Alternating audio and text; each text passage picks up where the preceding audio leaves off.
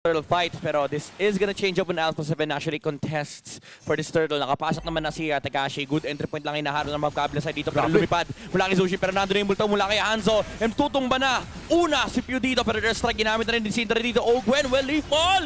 Nakuha nila yung pangalawang kill dito for Alpha 7 Esports. Pero Kyle TZ ang nakakuha ng pagong and nagwawala na with the electrifying beats doon sa may bandang likuran. And si Black TZ, hinahabol. Okay. Yan ang wag mong titibihan. World champion yan.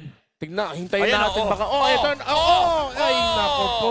Yan, sabi sa inyo, sabi ni Kyle TZ, boss sa amin update lang kita sa MPL Philippines, bawal gawin yan yung nagre-recall ka. Pero Kingzilla, with the reinforcement, tuto mo ba si Kyle TZ? Inangat! Inangat yung multo! Nagtabog si Ogwen! Nagalit siya! And hindi pa tapos yung laban, nandito nga si Flap TZ at pala na rin si Pew. Nagkabalikan na sila.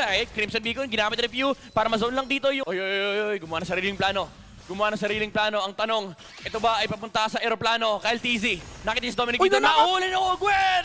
Yung glue! Pero there's strike mula kay Syndra sa may madali ko na nakapag-split naman. Pero nahuli ni Super Marco yung katawan! Sabi nila, ayaw talaga namin sa multo. Gusto namin, saan ba galing ang kwento mo? Eh nahuli pa dito si Dominic, wala na siya magagawa. Hinatid siya pabalik.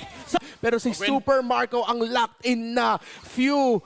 Nagbibigay lang ng espasyo, papasok na dito si Ogwen, nag-flicker, nag-suplex, at nahuli na naman si Tekashi. Gumamit ng damage si Syndra, pero na-force back siya ni Kyle TZ. Dominic, sinusubukan niya, pero nahinto lang siya. Gusta na wala na rin, double kill para kay Kyle at wipeout para sa Team Falcon.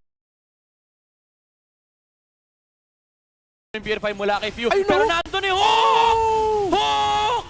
Mula kay Ogwen! Papalik sa kanilang Torres. Kyle TZ rito naghaharap ng entry para sa kanyang electrifying beast. Pero there's strike mula kay Pew para ma-zone out yung ibang members dito ng Alpha 7 Esports. Even though na-control yung Joy.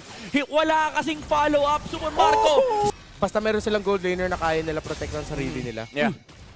Okay. Umampas naman na, wala na yung hold defense. Uy! Tekashi! With the Grabe. flicker kick! Pero na-strike mula dito kay Pew. Pero tumama dito yung mga damage. Eternal Guard mula dito kay Vexana. Pero gusta. Nasa may partong unahan. Flicker in! Nakadalawa siya. Pero mag-isa na lang siya. Naiiwan siya ng Alpha 7 Esports. May re-engage ba na mangyayari mula dito sa Team Falcon. Kyle TZ na stun ng Suyo with the Blade Surge. And mapapatumba rin si Joy and si Super Marco na naghaharap ng next skill. Naghaharap ng next na gagawing numero. Si Dominic ang naging biktima and susunod siya sa ilang. Sino kayo dyan? And dito tayo huhok. Naghaharap ng pwesto rito si Ogwen! Flicker hook! Mula sa Franco alongside the Bloody Hunt with a better dress strike. Tumumba kagad yung frontliners dito ng Alpha 7 Esports. Tumutumba na rin sila Tekashi, yung mga Pokes, yung mga Death Sonata, yung mga bala ng Team Falcons ang nagpapatumba sa Alpha 7 Esports. Naghihintay na lang ng minion wave. Kyle TZ kumakasa ng pagsayaw niya rito. Tekashi, another kick mula dito si Joe. Tutumba na si Ogwen. Pero may immortality sa may madalikuran. Pew hinahabol ni Gusta. Nag-proc na yung Wind of Nature pero hindi niya kinaya yung harap-harapang laban ni Super Marco. And